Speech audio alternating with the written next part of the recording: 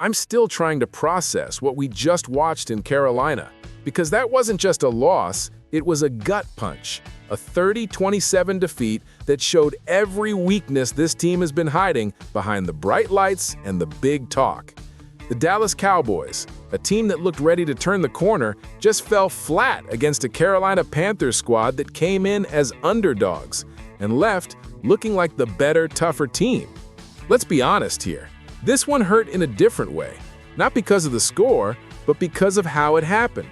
Because it wasn't the offense collapsing, it wasn't Dak Prescott fumbling under pressure or the line completely breaking down. No, it was the defense. The very unit that was supposed to be our pride, the heartbeat of this team, the same defense that Jerry Jones poured draft picks, trades, and money into, just got manhandled. Matt Eberflus's defense, once feared for its energy and creativity, looked lifeless, confused, lost. I don't say this lightly, but it's starting to look like this team has tuned him out, because what we saw on Sunday wasn't a lack of talent, it was a lack of fire, a lack of urgency, and that, for a Cowboys team built to contend, is unforgivable.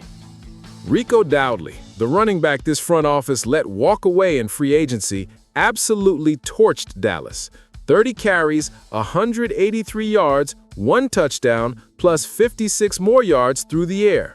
Over 200 total yards of pure revenge. He ran angry, he ran motivated, and he ran right through a defense that simply couldn't stop him. Every first down felt automatic. 8 yards here, 7 there, 1 cut and gone. And you know what made it worse? Watching him on the sideline, fired up, looking across the field at the star on our helmets, that star that's supposed to stand for pride and tradition, and realizing he wanted it more. That's the part that stings. Meanwhile, our defensive front looked completely out of rhythm. 1 sack all game, 1, against a rookie quarterback, Bryce Young, who had all day to throw.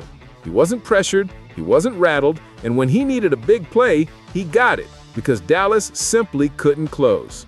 No creativity, no disguise, just soft coverage and predictable blitzes. The secondary looked like they didn't know their assignments. The tackling was sloppy. And once again, we saw this unit collapse when it mattered most. On the final drive, Carolina went 71 yards in 15 plays to close out the game. They killed the clock, kicked the game-winning field goal, and never gave the ball back. That's what real composure looks like. That's what we've been missing. And let's be honest here, Jerry Jones can't ignore this any longer. He's built this roster with enough talent to compete, but the leadership and the defensive identity are failing.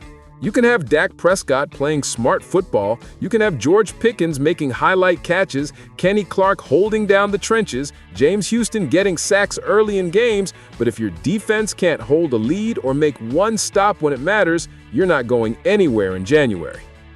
And speaking of Dak, I'll say this, Dak Prescott is not the problem. He threw with confidence, made smart decisions, and moved the ball when he could. The offense scored 27 points on the road. That should be enough to win in the NFL, period. But it's not when your defense allows over 400 yards of offense, 27 first downs, and gives up drive after drive without resistance. The Cowboys' run defense continues to be the Achilles heel. Opponents have figured out the formula. Run right at us, test our edges, make us tackle in space, and every week, the same pattern repeats. The Cowboys allow big chunks of yardage early, and by the fourth quarter, the defense looks gassed. That's not conditioning, that's willpower, that's mindset. Brian Schottenheimer's offense wasn't the problem here. His play calling was smart. He adjusted protections with 4 starting linemen missing earlier this year, and he's found creative ways to use the personnel he has. The problem is on the other side of the ball, where the scheme is stale and the confidence is gone. Jerry Jones said after the game that changes are coming. He didn't say what kind, but his tone said enough. You can bet he's going to start looking at the trade market again. The rumor mill is already spinning. Max Crosby's name has come up multiple times in discussions around the league, and fans are begging Jerry to make the call. A move like that could reignite this defense overnight. A leader like Crosby, relentless, emotional, powerful, could be exactly what this locker room needs. But let's not get ahead of ourselves, because before any trade can save this team, they've got to look in the mirror. They've got to own this loss. They've got to admit that 30-27 isn't just a score. It's a statement that says you're not who you think you are. The Cowboys were supposed to be the bullies this season, the team that pushed others around. But against Carolina, they were the ones getting pushed. Rico Dowdley ran through arm tackles like they weren't even there. Bryce Young made our secondary look like a practice squad. And when it came down to heart, the Panthers had more of it. That's the truth. You can feel the frustration building inside the Cowboys fan base. Every week, it's the same story. Flashes of greatness followed by complete breakdowns. And you can hear it in the crowd, see it in the players' faces. They know this isn't good enough. Jerry Jones knows it too. And if there's one thing about Jerry, it's that he doesn't stay patient for long. Now, there's still time to fix this. There's still a path to get back on track.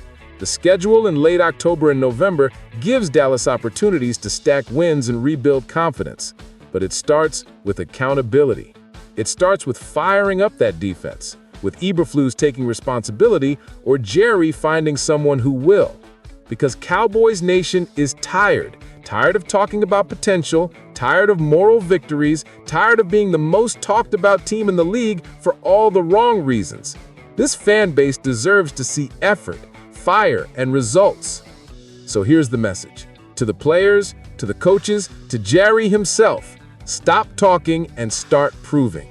We don't need another press conference. We don't need another quote about execution or mental toughness. We need stops. We need wins. We need the Dallas Cowboys to look like the Dallas Cowboys again. Because no matter how angry or disappointed this fan base gets, we never stop showing up. We never stop watching. We never stop believing that maybe, just maybe, this is the year it turns around. But belief has to meet effort. Faith has to meet accountability. The Cowboys are now 2-3-1. That's not the end of the world, but it's the kind of record that demands urgency. It's time for leaders to step up. It's time for voices in that locker room to get loud. It's time for this team to decide what it wants to be, because right now, it's drifting. This wasn't just a loss to the Panthers, it was a wake-up call, a reminder that no team fears the star anymore, not unless the Cowboys give them a reason to. So let's see what they're made of, because the next few weeks will define whether this team is broken or about to rise again. Cowboys Nation, we've seen dark nights before. We've seen heartbreaks, collapses, and wasted seasons. But we've also seen this team bounce back when everyone counted them out. So don't lose faith just yet. The message is simple. Enough talk. Enough excuses. The season starts now. This is Dallas Game Day, and we're not backing down. Drop your thoughts below.